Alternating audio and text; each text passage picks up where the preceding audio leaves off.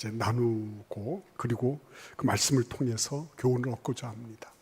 우리 같이 한번 잠시 기도드리고 시작을 하겠습니다. 하나님, 이 자리에 인간은 다 말소하시고 하나님의 말씀만 들리게 하시고 우리 하나님께서 이 세대를 향하여 주시는, 교회들에게 주시는 그 말씀, 그 음성을 전하는 자나 듣는 모든 회중이 다 듣게 하여 주옵소서. 예수님의 이름으로 축복하며 기도하옵나이다. 아멘. 오늘은 맥추 감사주일, 맥추라고 하는 것은 보리를 추수한다는 거죠. 그래서 어떤 분은 구약 성경에도 없는 밀추수다 그러면은 좀 이해가 될지 모르는데, 성경에도 없는 보리 추수를 얘기를 하고, 우리는 농경 시대도 아닌데 도시에 살고 있는데 보리 추수에 대해서 감사하라고 얘기한다. 그래서 굉장히 유감이 많은 분들이 한국 교회에 그동안 있어 왔어요. 그런 분들에 대해서 조금 유감이 있어요. 뭐냐면 이게 왜 맥추 감사절을 지내는지에 대한 의미와 정신을 모르니까 그런 얘기를 하는 것 같아요. 성탄절이 12월 25일이라고 못이 박혀 있습니까? 없죠. 추수감사주일 12월 셋째 주일날 하지 않으면 하늘이 무너지나요? 그렇지 않죠. 근데 맥추감사절이 근본적으로 이것이 오순절과 연결되어 있다. 이것이 초실절과 연결돼요. 초실절, 처음 익은 열매를 하나님께 드리는 것. 이것이 모세가 십계명을 받던 그 하나님의 말씀을 받던 그것을 기념하는 날이다. 이거를 우리는 알고 있어요. 그 정신을 따가져 온 거예요. 이거를 성교학적으로 상황화라고 얘기합니다. 한국에만 있다고, 그렇죠. 한국적으로 상황화한 거예요. 그 오순절과 그리고 십계명을 받던 그날, 그리고 6월절로부터 50일째 되는 날, 그날 77절이라고 하는 그날을 우리가 정신을 가지고 와서 우리 한국 교회는 밀 대신에 보리를 추수하고 그리고 그 보리를 추수하면서 하나님 앞에 이런 정신을 되새기면 좋겠습니다 하는 거예요. 그래서 맥추 감사주일이에요. 그러니까 여러분, 우리는 정신을 추구하는 사람들이다. 그것의 핵심을 가지고 와서 그 핵심을 되살리는 거다. 그렇게 생각하면 맥추 감사주일이 감사한 거예요. 근데 여러분, 오늘 한번 보시기를 바랍니다. 이러한 모세가 시내산에서 계명을 받고 그리고 처음으로 가나안 땅에 들어가서 추수를 하고 그리고 신약 시대에는 성령께서 내려오셨다. 그러면은 이 모든 것들은 뭘 의미하는 거예요? 하나님의 백성의 정체성을 가다듬어가고 내가 명실상부하게 하나님의 자녀인 것을 증거하는 자기 정체성의 문제가 해결되는 그런 과정이에요. 지금까지 계속 유리방황하던 그런 아람족 아니었습니까? 유목민 아니었어요. 그런데 이제 이 가나안 땅을 들어와서 농경에 정착하고 그리고 안정되게 추수해서 하나님 앞에 처음 추수의 기쁨과 감격을 안고 주님 앞에 나오는 거예요. 얼마나 고마운 일입니까? 다른 사람들은 하나님하고 관계가 없어요. 그러나 십계명 두 돌판을 통해서 인생은 이렇게 살아야 되는 거구나. 하나님과의 관계는 이렇게 맺어야 되는 거구나. 사람과의 관계는 이래야 되는 거구나. 명확한 기준을 가지고 오면서 이들은 하나님의 참 백성, 이스라엘 백성이라는 자기 정체성을 가지게 되는 거죠. 그리고 오순절을 통해서 성령께서 임하시면서 예수님이 누구시다. 예수께서 가지고 오신 것은 단순하게 떡 몇 개를, 물고기를 몇 마리 더 주시거나 아니면 인생에게 조금 더 나은 복지를 위해서 오신 것이 아니라 영원한 삶을 주시려고 오신 거구나. 그게 명확하게 들어오는 거죠. 그래서 이런 자기 정체성이 굳어지는 그 모든 과정들, 누가 뭐래도 흔들 수 없는 자기 정체성에 대한 모든 부분들이 해결되는 것이 이 바로 오순절, 초실절, 그리고 우리가 얘기하는 이 맥주절과 연관되어 있는 사상인 거예요. 그래서 여러분 오늘 이 본문 말씀에 보시면 그런 부분에서 이게 어떻게 이게 가능할까 싶은 그런 한 분의 노인이 등장하고 있습니다. 이 노인은 90세가 넘었어요. 다른 자기 동료들은 전부 다 순교당했어요. 이분도 지금 어떻게 될지 몰라요.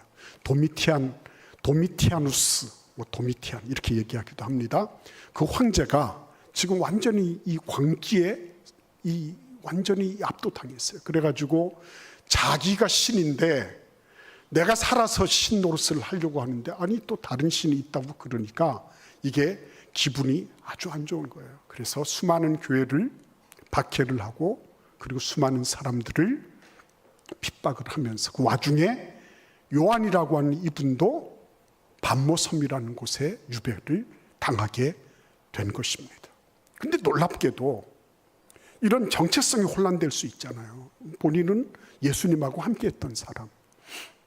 그래서 누가 뭐래도 예수님은 저 사도 같으면은 예수님이 봐주실 것 같다 할 만한 분인데 예외 없이 그분도 반모섬에 들어와서 유배를 당하고 전승에 의하면 그곳에 있는 구리광산에서 엄청나게 고생을 많이 했다더라.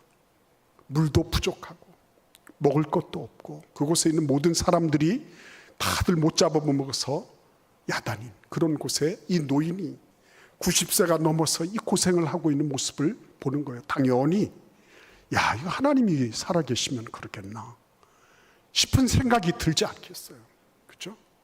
그런 생각이 드는 겁니다. 하나님이 살아계신데 어떻게 이런 일이 있을 수 있겠습니까? 그런 얘기들이 막 나오는 거죠. 그러니까 이런 것들을 이겨내면서 지금 요한 사도가 이렇게 나아가는 모든 모습을 볼 때 이게 결코 남의 얘기가 아니겠구나. 다들 그렇잖아요. 여기서 쉽게 사시는 분 계십니까? 나는 아무 문제가 없다. 나는 아무 걱정이 없어서 난 그냥 이대로 그냥 영원히 살 것 같아요. 그죠? 그런 분이 혹시 계십니까? 아마 안 계실 거예요. 지난 한 주간 동안에도 여러분들 너무너무 수고하고 애쓰면서 여기까지 오셨을 겁니다. 그죠? 그런데 그런 와중에 특별히 더 어려운 분들 계시거든요. 나는 나름으로 하나님 앞에 최선을 다했는데 하나님 나는 뭡니까? 요한 사도도요. 앞날이 보이지를 않는 거죠. 앞날이 보이지가 않아. 그 반모섬이라고 하는 곳에 와서 유배 생활을 그가 거치고 있는데 앞날이 보이지 않아. 얼마나 그 기간이 오래 될는지 알 수도 없고 자기 동료들은 이미 다 순교를 당했고 그리고 자기 자신이라고 해서 무슨 보장이 있는 것도 아니고 하나님께서 지금 당장이라도 뭔가 이렇게 딱 해주셔서 그곳을 뚫고 나와가지고 다시 소아시아로 돌아간다든지 이런 보장도 없고 아무것도 없는 거예요. 보이지가 않습니다. 그럼에도 불구하고 하나님께서 일을 하시는 방법이 있는 거예요. 우리는 그 본문의 말씀을 통해서 하나님이 일하시는 방법을 찾고자 하는 겁니다. 말씀 묵상하시면서 조금 우리가 힘들 수도 있어요. 요한계시록이. 그럼에도 불구하고 하나님이 도대체 이럴 때 어떻게 그 해결의 실마리를 풀어가시나 하는 것을 살펴보고 그리고 그것을 우리도 삶에 적용하고 그렇게 사는 거죠. 그래 재미있는 거예요. 우리 같이 한번 9절 말씀을 읽어보겠습니다. 나 요한은 너희 형제요 예수의 환난과 나라와 참음에 동참하는 자라. 하나님의 말씀과 예수를 증언하였으므로 말미암아 반모라 하는 섬에 있었더니 이렇게 말씀하십니다. 가만히 한번 보시기를 바랍니다. 이 사도 요한이라고 하는 분이 하나님의 말씀과 그리고 예수를 증언한 까닭에 반모라 하는 섬에 와 있었다. 이렇게 기술하고 있어요. 그러면 여러분 아마 이렇게 얘기해도 되지 않았을까요? 나는 하나님의 말씀을 전하고 또 예수 그리스도를 증거하다가 나는 이렇게 어려운 치도군을 당하고 있습니다. 여러분 나를 좀 봐주세요. 내가 얼마나 지금 어려운지 아시겠죠? 뭐 이렇게 좀 자기를 어필도 하고 사람들에게 이렇게 좀 내가 어떤 존재인지를 좀 드러내고 싶고 뭐 이런 일이 있지 않겠어요? 전혀 그런 거 모르겠잖아요. 그렇죠? 전혀 그런 게 없어요. 그냥 너무 담담해요. 담담할 정도가 아닙니다. 오늘 9절 말씀을 다시 한번 보십시오. 나 요한은 너희 형제요 이랬습니다. 형제들하고 동일시하고 있어요. 나는 핍박당하고 박해당하고 예수 믿는 것 때문에 어려운 지경, 불이익을 당하고 있는 여러분들하고 같은 형제입니다. 나라고 해서 뭐 특별한 존재가 아니에요. 나는 여러분들하고 동일한 존재입니다. 이렇게 얘기하고 있는 거예요. 거기에 그 다음에 뭐가 있어요? 그 다음을 보십시오. 예수의 환난과 나라와 참음에 동참하는 자다. 이렇게 말하고 있어요. 이 말씀 무슨 말씀이에요? 예수님과 함께 나는 동일시된 존재입니다. 나는 예수님이 환난 당하시는 거, 그 자취를 쫓아가고 있고 그분의 나라가 이루어지는 것을 위해서 나는 지금 그분의 나라를 이루어가는 일에 동참하고 있고 나아가서 그분의 나라가 이루어지기까지 하나님께서 인내하시고 참아주시는 것처럼 나도 그 참음에 동참하고 있는 존재입니다. 예수님의 그 행적, 예수님이 행하신 일과 더불어 동일시하고 있는 거예요. 네. 뭐 내가 어떤 존재, 내가 이렇게 삶을 살고 있는데 너희들 왜 나를 몰라줘?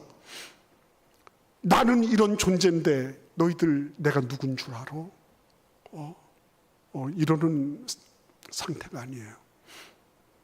매우 담담하지만 나도 여러분들과 같은 형제입니다. 나는 이 반모섬에 들어와서 정말 요즘 시쳇말로 개고생을 하고 있지만 내 삶은 그런 개고생이 아니라 예수님의 환난에 내가 동참하고 있고 그분의 나라를 이루는 그 일에 나는 지금 참여하고 있고 그리고 그 일이 지금 당장에 일어나지 않더라도 나는 그것이 이루어질 것을 기대하며 기다리고 있는 존재입니다. 이렇게 말하고 있는 거예요. 다르지 않습니까? 하나님께서 요한 사도를 통해서 그 반모섬에서 막 갑자기 무슨 일을 막 주시기 이전에 뭘 주신 거예요? 내재적인 자기 긍정의 과정을 주신 거예요. 자기가 자기를 보면서 내 처지가 이게 웬일인가 팔자 타령하고 그리고 모든 게 부정적으로 보이고 그래서 옛날이여를 거듭하고 나는 왜 이렇게 살아야 되나 이 현실에 급급해서 살아가는 그런 존재가 아니라 내가 지금 살아가고 있는 이 모든 것들은 나는 예수님께서 걸어가신 것처럼 예수님 십자가에 달리셨는데 나 그 예수님의 환난에 난 그냥 함께하고 있는 거예요. 예수님께서 오시면서 하나님의 나라를 이제 다 가지고 오실 텐데 나는 그 나라의 한 모퉁이를 내가 참여하고 있어요. 그리고 앞으로 이루어질 그 일을 위해서 나는 지금 인내하고 있는 거예요. 그렇죠. 완전히 을의 자리에서 갑의 자리로 확 바뀌는 거죠. 내가 지금 이렇게 노역을 하고 있는 이 90세 노인이 이렇게 고생하고 있습니다. 이런 거를 막 얘기하고 호소하고 알아달라고 하는 것이 아니라 그런 부분에 있어서 나는 지금 내가 걸어가고 있는 이 길은 예수님께서 걸어가셨던 바로 그 길입니다. 내가 어떤 환경, 어떤 상황을 만나든지 관계없이 나는 예수님과 함께하는 그런 존재입니다. 완전히 전세가 역전되는 거예요. 형편과 상황에 억눌려서 이렇게 살아가는 게 아니라 내가 지금 걸어가고 있는 거는 누가 뭐라고 해도 나는 예수님하고 함께하는 존재입니다. 이렇게 가는 거예요. 어떤 분이 성공하는 사람들을 자세히 관찰했더니 세 가지를 잘한대요. 뭐냐면 해야 될 일을 반드시 해내는 사람. 다이어트를 해야 된다. 그러면 그런 사람들은요, 내일부터 다이어트 한다, 맛있게 먹으면 0칼로리 이런 소리 안 한대요. 반드시 나는 야식을 않겠다. 그러면 막 이를 악물고 안 한대요. 예. 그러니까 해야 될 일 하고 안 해야 될 일은 또 기가 막히게 안 하고 그런 걸 잘한대요. 자기가 그 군 생활을 하면서 보니까 아주 기가 막히게 하루에 10kg씩 뛰는 친구가 있더라고요. 몸이 얼마나 좋은지. 한여름인데요. 한여름인데 이 친구가 그날도 뛰는 거야. 그러니까 막 얼마나 땀이 많이 내렸겠어요. 그래서 그 친구가 10km를 뛰고 와서 헉헉거리고 있는데 그 옆에 가서 야, 안 덥니? 그랬대요. 이 얘기는 무슨 말이에요? 이 더운 날 왜 그렇게 고생하니? 이런 얘기 아니에요. 야, 오늘 같은 날은 좀 안 뛰어도 안 되겠어? 안 뛰면 뭐 어떻게 되니? 이런 소리잖아요. 근데 그 친구가 뭐라 그러는 줄 알아요? 여름이니까 덥지. 그랬대요. 이 얘기가 무슨 얘기예요? 여름이니까 덥지. 이 얘기는 뭐예요? 뛰는 거하고 날씨하고 관계없다는 얘기예요. 여름이니까 당연히 더운 거지. 그렇죠? 우리가 이 세상 살아가면서 그리스도인들이 불이익을 당하고 어려움을 당하고 진리의 길을 참되게 걸어가려고 하며 왕따 당하고 하는 거. 그래. 그거 죄악 세상이니까 그런 거지. 밤모섬에 유배됐어요. 그래. 박해 당할 수 있지. 빌라도에게 예수님께서 당하신 것처럼 나도 도미티안한테 당하는 거 그거 대수겠어. 이렇게 하는 거죠. 이게 자기 긍정 회로가 돌아가는 게 중요한 거예요, 여러분. 우리 자녀들이 공부 잘하는 거 중요하지만요. 자기 긍정이 안 되는데 공부 잘해봐야 뭐 하겠어요. 내가 지금 걸어가고 있는 일이 이게 무슨 일이 있어도 만사형통하리라. 이 주님께서 나와 함께 하셔서 내가 주님과 함께 동행하는 그 길이다. 어렵고 힘들 수 있다. 사업을 하든지 뭐를 하든지 장애물이 있을 수 있다. 그래, 그것은 얼마든지 있을 수 있는 일이야. 그래, 나는 지금 예수 그리스도의 환난과 그의 나라와 그리고 그의 참음에 동참하고 있는 것뿐이야. 그죠? 자기 긍정 회로가 확 돌아가고 있는 거예요. 긍정의 바탕 위에 그 다음이 나오는 거예요. 뭐가 나오고 있죠? 여러분 오늘 이 말씀을 보시기를 바랍니다. 10절 11절에 보시면요, 주의 날에 내가 성령에 감동되어 뇌 뒤에서 나는 나팔 소리 같은 큰 음성을 들으니 이르되 내가 보는 것을 두루마리에 써서 에베소, 서머나, 버가모 등 7 교회에 보내라. 이렇게 말씀하십니다. 이게 내가 지금 처해 있는 이 상황을 딛고 일어서서 하나님이 주시는 게 뭐예요? 사명을 주시는 거예요. 그때부터 사명이 떨어지는 거예요, 여러분. 여러분 팔자를 이렇게 써보시죠. 8, 아라비아 숫자 8을 딱 쓰면 이게 뭐죠? 메비우스의 띠예요.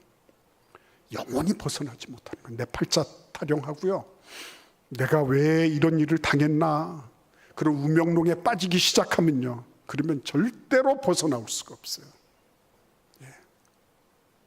그런데 요한 사도에게는 하나님이 주신, 그래, 무슨 일을 만나든지 합력하여 선을 이루시는 그 하나님이 나로 하여금 이 밤모섬에서도 그리스도의 수의 환난에 동참하게 하시고 그의 나라를 형성하는 일에 내가 쓰임받게 하시고, 그리고 앞으로 하나님께서 그 일을 이루실 때까지 인내하게 하시는도다. 이것이 딱 되고 난 다음에 그 다음에 뭐예요?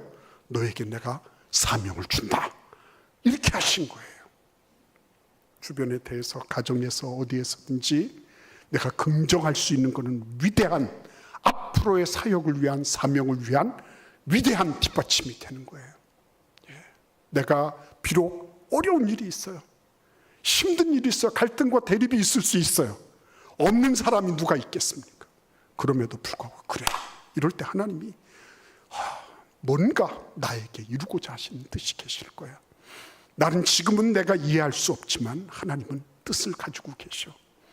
하나님, 나를 도와주셔서 내가 비록 이해하지 못하고 납득하지 못한다 할지라도 이 길을 내가 믿음으로 잘 통과하게 해주세요. 이러고 난 다음부터 뭐예요? 음성이 들리고 그리고 보이기 시작한 거예요. 여러분, 그래서 참 감사한 일인 건 뭐냐면 이러고 난 다음에 하나님께서 그에게 딱 보여주신 게 있는 겁니다. 구체적으로 보여주신 게 뭐죠? 오늘 본문의 12절부터 16절까지의 말씀을 보시면 그렇게 그 큰 물소리 같은 음성이 들려서 뒤를 탁 돌이켜서 보니까 누가 계신 거예요? 예수님이 계신 거예요. 예수님에 대해서 이렇게 자세하게 묘사한 사람은 신약시대 때 아무도 없어요.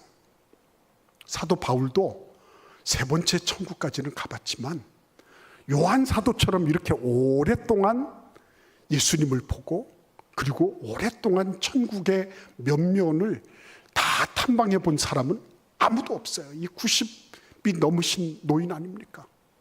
그런데 이분이 말이죠, 예수님을 이렇게 자세하게 소개하고 그리고 자기 자신이 본 거를 증거를 하고 있는 모습을 보는 겁니다. 그러니까 사명을 주실 때는요, 이 사명이 내 능력으로 되는 것은 아니에요. 뭐로부터 되는 거죠? 예수 그리스도를 통하여 이루어지는 거예요. 그래서 그분을 자세하게 응시하는 겁니다. 그분은 촛대 사이에 인자 같은 이가 발에 끌리는 옷을 입고 가슴에는 금띠를 메고 그리고 머리와 그 털의 시기가 흰 양털 같고 이러면서 하나하나를 묘사해 가는 거예요. 신앙생활을 깊이 해가면 해갈수록 예수님과 나와의 관계에서 묘사되는 부분이 더 세밀하고 구체적으로 될 거예요. 더 구체적이 될 겁니다. 그전에는 알고 지은 죄 모르고 지은 죄 이렇게 회개했어요. 근데 예수님을 알아가면 알아갈수록 하나님, 내가 이 부분에서 내 생각에 범죄를 저질렀어요. 내가 이런 동기를 가지고 이런 생각을 해서 나는 하나님 앞에 생각으로 죄를 지었어요. 나는 시각적으로 죄를 지었어요. 하나님 기뻐하지 않으시는 이런 것들을 내 마음속 어느 한 곳에서 그런 탐욕과 정욕이 있어서 시각적으로 죄를 범했어요. 하나님, 나에게는 이런 나 자신을 드러내기를 원하는 마음 때문에 이렇게 해서 내 자신을 과시하고 싶은 욕심을 이렇게 표명하게 됐어요. 내가 하나님 앞에 오직 하나님만 나를 통하여 영광을 받으셔야 되는데 나도 거기에 함께 편승해서 내 자신이 드러나기를 바랬어요. 이런 부분들이요, 하나하나 세밀하게 구체적으로 그게 나오는 거예요. 그러니까 요한 사도가 그냥 어느 날 갑자기 하루아침에 눈이 팍 떠져서 신봉사 눈 뜨듯이 이렇게 한 게 아닙니다. 과정이 있는 거예요. 이렇게. 그래서 그 과정을 자세히 보면 우리도 그렇게 해서 영의 눈이 떠지는 거구나. 영안이 그렇게 해서 활짝 개안을 하게 되는 거구나. 그거 알게 되는 거죠. 그래서 여러분, 그 다음을 보십시오. 17절 이후를 보시면 이렇게 말씀하는 장면이 있어요. 우리 19절과 20절 말씀을 함께 읽어보겠습니다. 그러므로 내가 본 것과 지금 있는 일과 장차 될 일을 기록하라. 내가 본 것은 내 오른손의 7별의 비밀과 또 7금 촛대라. 7별은 7 교회의 사자요 7 촛대는 7 교회니라. 여러분, 여기에서 지금 예수님이 뭘 말씀하고 계세요? 내가 자세히 봤지만 본 것에 대해서 예수님이 해석해 주고 계신 거죠.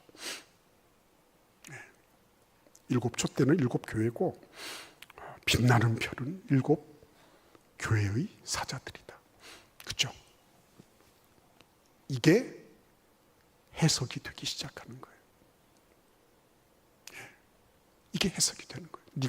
내가 지금 보고 있는 거 이거는 단순하게 그냥 한번 파노라마처럼 슉 하고 지나가는 동영상 한번 쫙 돌리고 마는 그런 게 아니라 이거야말로 정말 해석이 필요한 부분이야. 지금부터 해석하는 거 잘 들어. 그래서 지금 해석에 주시는 그 말씀을 듣고 있는 거예요. 그러니까 눈을 뜬다고 하는 거는 그 어느 날 갑자기 뜨는 것 같지만 그렇지 않다는 거. 우리는 마중물을 준비해야 돼요. 내 뇌로부터 시작해서요. 하나님, 내가 비록 지금 현재 자연인의 눈을 가지고 있어요. 그럼에도 불구하고 하나님, 저는 영의 눈을 뜨기를 바랍니다.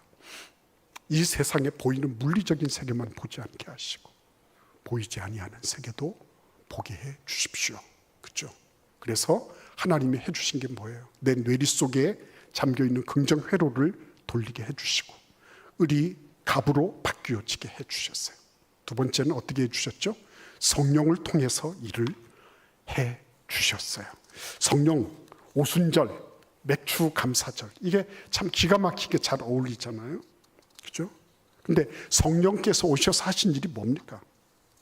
가장 중요한 것은 미래를 밝혀주신 일이에요. 요엘서 2장 28절에 보시면 이렇게 말씀하고 있습니다. 그 후에 내가 내 영을 만민에게 부어주리니 너희 자녀들이 장래일을 말할 것이요 너희 늙은이는 꿈을 꾸며 너희 젊은이는 이상을 볼 것이며. 만민에게 하나님의 영을 부어주셨어요. 성령을 부어주셨어요. 근데 성령이 오시면 무슨 일이 생기는가 하고 보니까 장래일을 말하게 돼요. 과거에 옛날이요, 이런 소리는 별로 나오지 않아요. 과거를 통해서 교훈을 얻었으면 얻었죠. 옛날이요, 이런 소리는 안 해요. 옛날이 좋아가지고 과거를 회개했으면 좋겠다, 이런 소리 하지 않아요. 미래가 열리는 거예요. 성령이 임하시면 요한복음 16장 13절에도 이렇게 말씀하시고 있어요. 그러나 진리의 성령이 오시면 그가 너희를 모든 진리 가운데로 인도하시리니 그가 스스로 말하지 않고 오직 들은 것을 말하며 장래일을 너희에게 알리시리라. 이렇게 말씀하세요. 장래일을 너희에게 알리시리라. 미래지향적인 것입니다. 미래지향적인. 그러니까 성령께서 오셔가지고요, 장래일을 말씀해 주시는 거예요. 장래일을. 미래가 열리는 것입니다. 미래가.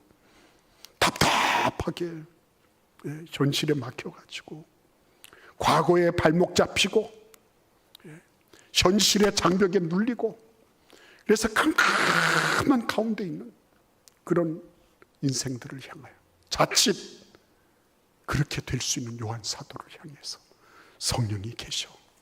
성령이 오시면, 성령께서 너희를 인도하시면 너는 과거와 현재의 발목 잡히고 그리고 그것에 포박되어 있는 존재가 아니라 미래가 열리는 존재가 될 거야. 이렇게 말씀하시는 거예요. 하나님께서요, 우리의 삶 속에 미래를 노래하고 지금 현실의 아픔과 그 모든 고통을 이겨나갈 수 있는 힘을 미래적으로 가져오도록. 그래서 시각이 확 바뀌는 것입니다. 지금까지 과거로부터 미래를 보잖아요. 천만의 말씀. 요한 사도는 아까 을에서 갑으로 바뀐 것처럼 미래로부터 지금을 보는 거예요. 딱 보니까 이거는 큰 거 아니에요. 이 세상에서 영원히 살 것도 아니고, 그죠? 잠시 잠깐이면 오시리가 오시는 건데 이거야말로 그냥 통에 물 한 방울 같은 거예요. 천칭에 그냥 작은 티끌 같은 거예요. 이거 그죠? 별것 아니구나. 내가 지금 반모섬에서 이렇게 고생하고 있지만 이거 별것 아니구나.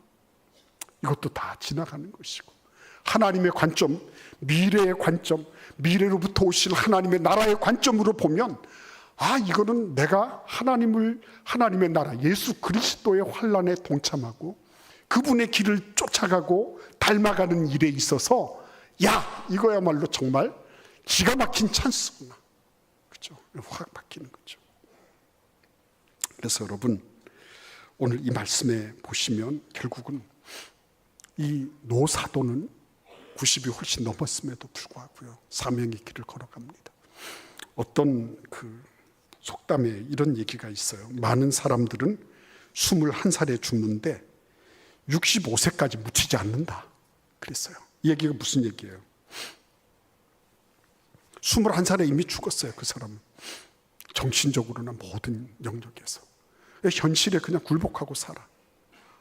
그냥 매일 매 순간마다 좀 쾌락을 누리고 조금 이렇게 좀 편하게 살고 이것으로 그냥 뭐 도전할 것도 없고 이거를 변혁에 대한 그런 동기도 없고 그냥 그렇게 해서 살았으나 죽었어. 근데 매장되는 거는 죽음을 확인하고 매장되는 거는 그 사람 자연 수명에 따라서 65세도 되고 70세도 되고. 그래서 죽은 지는 오래됐는데 매장은 뒤늦게 하는 거죠. 그렇게 해서 100년을 살면 뭐 하겠습니까? 우리 자녀들이 그런 삶을 살아가도록 그냥 내버려 둔다면 우리 자녀들의 삶은 또 얼마나 안타깝겠습니까? 미래 역사에 어떤 발전이 있겠습니까? 그렇죠? 그래서 우리는 하나님 앞에서 하나님 좀 보게 해주세요. 요한 사도는 결론을 가지고 있었어요. 그 사람은 결론을 가지고 있어요. 미래에 이루어질 일들을 명확하게 봤어요. 결론을 가지고 있었기 때문에 그는 여척 없이 그 길을 걸을 수 있었습니다. 보아너게죠. 보아너게. 요한 사도의 별명이 보아너게. 우레의 아들이었어요.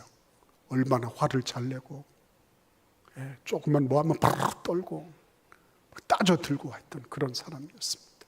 근데 이런 과정을 쭉 거치면서 뭐가 됐어요?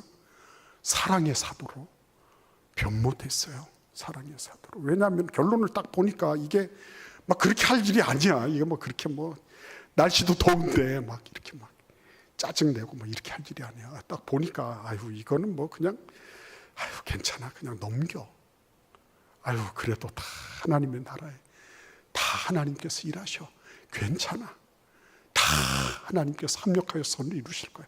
이런 눈으로 보니까 뭐 별로 그렇게 막 우리가 흔히 얘기하는 핏대를 세우면서 뭐 이렇게 할 일이 없는 거예요. 그래서 요한 사도가 그 카타콤에서 그곳에 숨어 들어와 있는 그리스도인들에게 주일이 되면 말씀을 전했어요. 근데 말씀의 주제는 여전히 한 가지였어요. 형제들이요, 서로 사랑하라. 예화가 있는 것도 아니고 뭐가 있는 것도 아니에요. 근데 그냥 서로 사랑하라. 그 한마디로 모든 게 다 결집이 되고 모든 결론이 다 나버렸어요. 그 한 말씀을 딱 듣고 난 다음에 다 마음이 녹아지고 그리고 다시 그 카타콤에 음습하고 열악한 환경을 이겨나갈 수 있는 힘을 누렸어요. 이유가 어디에 있어요? 저 하나님이 보여주신 그 놀라운 비전, 미래로부터 오는 그 하나님의 놀라운 영화로운 하나님의 나라, 그 나라를 보고 있으니까 이게 뭐 별로 그렇게 그렇죠? 그렇게 아기다툼하고 이렇게 하는 거예요. 다 보면 금세 앞서거니 뒤서거니 주님 나라 갈 텐데, 하나님 나라 갈 텐데 그렇게 할 이유가 전혀 없다. 그렇죠? 오늘 우리의 삶 속에 하나님께서 사도 요한에게만 이런 비전을 보여주신 게 아니었어요. 우리에게도 하나님은 동일한 비전을 보여주시기를 원하고 계신 것입니다. 이 세상이 다냐? 하나님이 그렇게 물어보시는 거예요. 여기에서 잘 먹고 잘 사는 게 유일한 목표냐? 아니잖아요. 우리는 우리의 삶의 영원한 목적, 의미, 가치를 따지면서 사는 사람이잖아요. 하나님 앞에 한 번의 헌금을 드리더라도 하나님, 이 예물이 하나님의 나라를 위해서 영원히 쓰임받는 그 일을 위해서 쓰여지기를 바랍니다. 주님 도와주세요. 하나님, 내가 이 일을 통해서 이것이 많든지 적든지 관계없이 우리 하나님 앞에 내 정성을 드리는, 믿음으로 드리는 예물이 우리 하나님 기쁘시게 하고, 그리고 하나님의 나라를 위하여 영원한 가치를 생산해내는 그 일에 쓰임받기를 바랍니다. 주님 앞에요, 그런 당당함이 있어야 되는 거 아니에요. 하나님 앞에. 네. 오늘 여러분과 저의 삶에 그런 은혜가 있기를 바랍니다. 멀리 저 하늘 하나님 나라로부터 시작되는, 천국으로부터 시작된 그 비전과 꿈이 지금 반모섬에 다 앙상하게 야위고 심 빠져 있는 이 할아버지 노인 사도에게 예외 없이 이렇게 오신 것처럼 우리에게도 만민에게 부어주신다고 하셨던 성령의 역사가 있으셔서, 그래서 우리도 동일한 꿈과 비전을 가지는 그런 은혜와 축복이 있기를 기원합니다. 우리 같이 한번 기도하겠어요. 하나님, 우리를 도와주셔서 현실에 포박되지 않고 과거에 얽매이지 않고 미래를 볼 수 있도록 도와주세요. 미래의 꿈과 비전이 있게 해주세요. 하나님께서 우리의 가정에, 우리의 기업에, 우리의 삶의 현장에 미래로부터 오시는 꿈과 비전으로 충만하게 해 주옵소서. 이 시간 잠시 동안 함께 기도하겠습니다.